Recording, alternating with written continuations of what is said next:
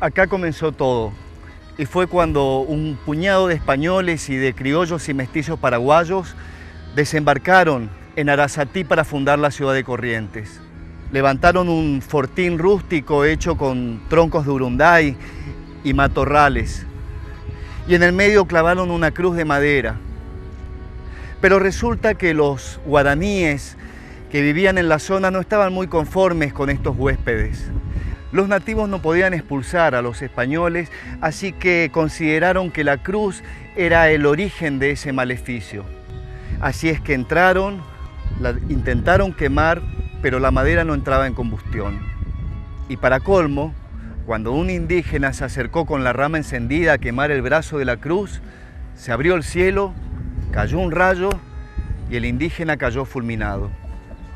Eso al menos es lo que cuenta la leyenda. Y así comienza la historia de la Cruz de los Milagros. La Cruz del Portento, la Cruz del Milagro, quedó en Punta Arasatí. Resguardando la cruz, se levantó una ermita muy humilde, según cuenta un cronista, de paredes de tierra pisada y de pequeña estatura.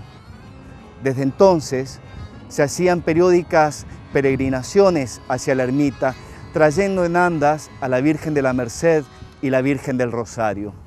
Estas peregrinaciones se realizaban con la puesta del sol, por lo que la gente iba munida de velas, velones, faroles, antorchas, candiles, y de allí viene la tradición correntina de las luminarias.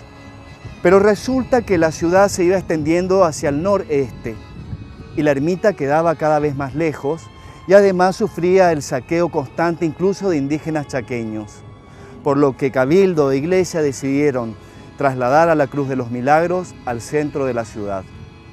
Detrás nuestro, el primer monumento conmemorativo de Corrientes, y se levantó durante el gobierno de Pedro Ferré. Conmemora la Cruz de los Milagros y además está presente para hacer un ejercicio de la memoria y recordarnos de dónde venimos y quiénes somos.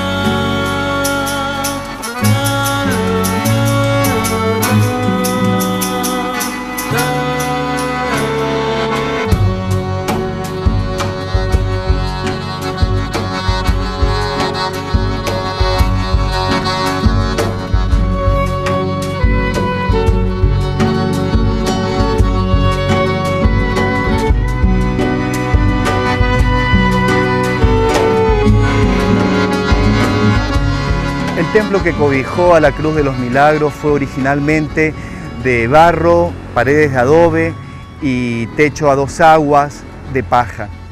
Pero hay una primera modificación que la realiza de su propio peculio Manuel de Bedoya.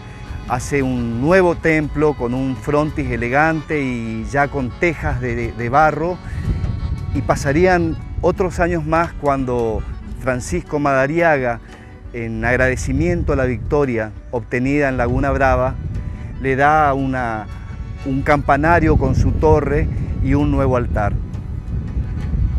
Pasan los años y aparece en escena una tal Froilana de Vidal, que no era otra que la madre del gobernador Juan Ramón Vidal, y crea una asociación de damas para recaudar fondos para la construcción de un templo como merecía la cruz.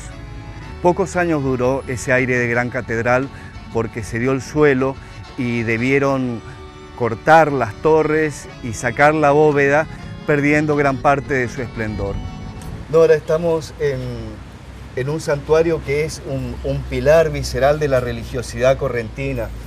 La ciudad de Corrientes nació bajo la Cruz de los Milagros, cuando llegó el adelantado Juan Torres de Vera y Aragón. Esa cruz pasaron más de 4 siglos y es la que cobija este templo. La que cobija este templo.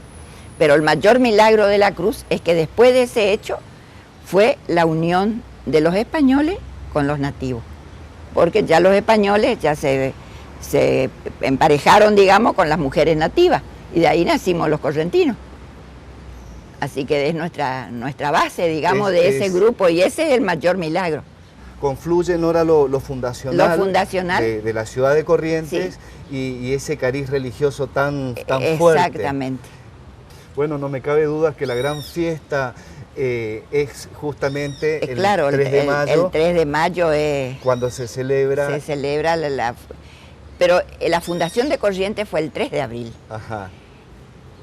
Como solía coincidir, el país dice que el milagro ocurrió el 9 de abril.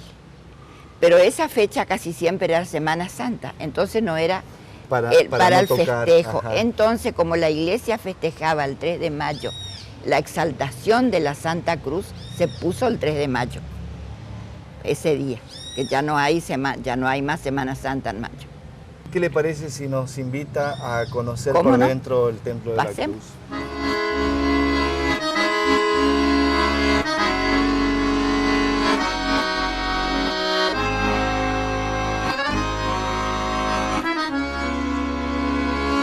Frente a nosotros, al fondo, está la cruz original. Esa es la cruz original. La construida por esos primeros... Por los primeros españoles, esa es la cruz original, y tiene una pintura que recrea la escena.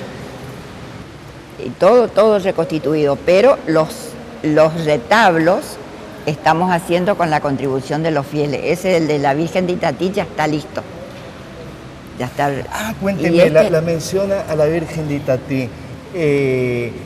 Su coronación sucedió acá. Sucedió acá. Y además varias visitas hizo la Virgen a este templo. En el año 1900 fue la coronación acá, de la imagen auténtica de la Virgen de Itatí. Y después creo que vino otra vez acá. Se respeta, digamos. Todo se respeta, todo. Todo es original, los pisos, todo. Transpira antigüedad de este lugar. Transpira antigüedad, sí. Y la poderosa energía de generaciones que siguen, porque viene la gente los días de la novena y me dice, mi papá era de la cofradía, sí, mi papá hacía esto, mi abuelo, y cuentan. Es algo que te emociona escucharlo. Pues yo solo el año pasado, sobre todo, estuve allá adelante recibiendo a la gente y escuchaba los testimonios. Así que hay una cadena. Una cadena generacional, así es. Así es. Maravilloso. Es muy fuerte. Y es la cruz de los milagros, es nada más que la cruz de Cristo. Otra cosa es por él que está ahí, no tiene el crucifijo, pero no tiene el Cristo, pero es la cruz de Cristo. Los correntinos nacimos bajo el signo de la cruz. Hacia un costado del altar nos encontramos con una urna de madera ricamente tallada y que tiene los restos de quien fuera el presidente de la Confederación Argentina, Santiago Derqui. Nora, ¿qué hace Derqui acá? Bueno, Derqui, después de ser el segundo presidente constitucional, después de Urquiza, cuando renunció vino a Corrientes porque estaba casado con una correntina y no tenía medios económicos, vivía, dicen que de la caridad, de la ayuda de los amigos. Como acá, cuando él murió, esto era un cementerio, lo enterraron acá. Cuando se fue a levantar este templo y se trasladó al cementerio allá San Juan Bautista, hubo una suscripción popular para ponerlo acá en esta urna, hacer la urna y colocarlo acá en este santuario porque él fue enterrado acá. Por eso lo tenemos, y sí, aquí, ¿no? Por su humildad, que hoy es un ejemplo que nos siguen. Nora, estamos pisando suelo sagrado, ya que aquí funcionó el primer cementerio que tuvo la ciudad de Corrientes. Así es, sí.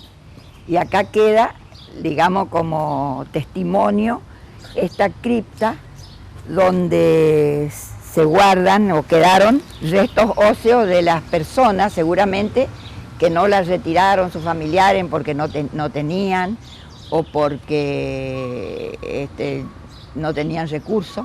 Entonces esto es como un osario. Usted me dice que acá descansa esa primera generación epopéyica de Corrientes. Puede ser que acá haya algunos restos. Yo héroes nunca he anónimos. Visto, héroes anónimos, exactamente. Lugar sagrado. Lugar sagrado, sí.